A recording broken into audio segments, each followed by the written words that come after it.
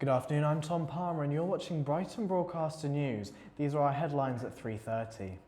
The body of a man was pulled from the water in Rustington on Monday afternoon. He was pronounced dead at the scene at 2 p.m. The man's identity has not yet been verified, but police have confirmed that the circumstances of the incident are being investigated. This comes following the news yesterday that a woman's body was found on a beach by a dog walker in Eastbourne yesterday morning.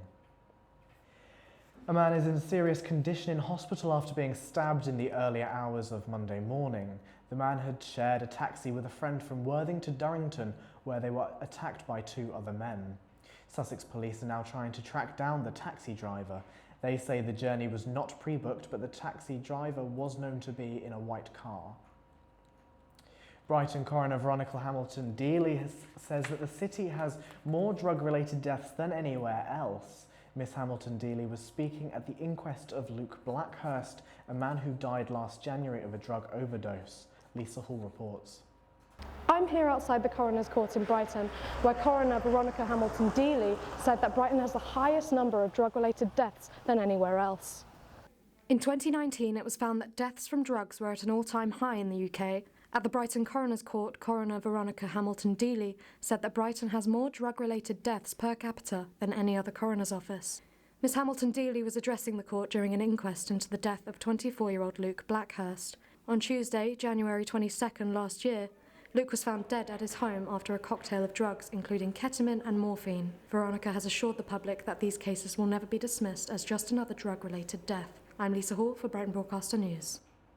Now Valley Gardens Phase 3 is set to begin development of the aquarium roundabout on Marine Parade, but residents spoke to BBN today about their concerns over increased traffic in the area. I think that would be horrendous, I really do, because I can't see this and it's going to stop accidents. I only live further up the road and I don't know of any accidents they've had, you know. And I just think there's not a lot of thought going into what's happening really, that I can see. Okay? That's really fantastic. But I think the current one of making this into a T-junction behind me is another crazy idea which follows the usual norm from this council. We've contacted the council's Environment, Transport and Sustainability Committee, who are yet to provide a statement. Lewes residents are calling for improved safety provisions around the River Ouse. This comes following a recent drowning, as Kate Stewart reports. Residents in Lewes are calling for better lighting and CCTV cameras to be installed along the River Ouse to prevent people from falling in. This comes as a petition to improve safety provisions reaches almost 2,500 signatures. Claire Peckham, a resident of Lewes, started the petition. More safety around the river is vital for people, deaf and maybe people slipping in the river. Not just people that have been out drinking, but, anybody. This petition comes following the death of firefighter Anthony Knott, whose body was found in the river on Friday after he disappeared 3 weeks ago. In response to the petition, the Environment Agency said, "We are always seeking to improve water safety. However, we are also keen to ensure that people continue to have access to our rivers and waterways.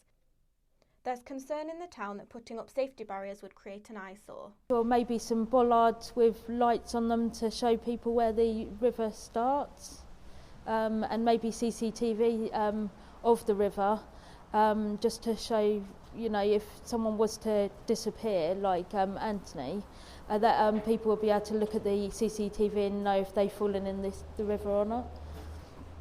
Kate Stewart, Brighton Broadcaster News. And now on to the sport. Last night, Tottenham Hotspurs went on to beat Championship team Middlesbrough 2-1 in an FA Cup replay, with Middlesbrough securing their goal in the 82nd minute. The weekend ahead is busy with Premier League games, seeing table leaders Liverpool play Manchester United on Sunday. Elsewhere, Bahram Kayal has returned to parent club Brighton after his season-long loan to Charlton, which was terminated by mutual consent. The Israel midfielder Kayal made 6 championship appearances for Charlton, but had not featured since early November. According to an Albion statement, the 31-year-old recently underwent minor surgery on a groin injury and is close to returning to full fitness.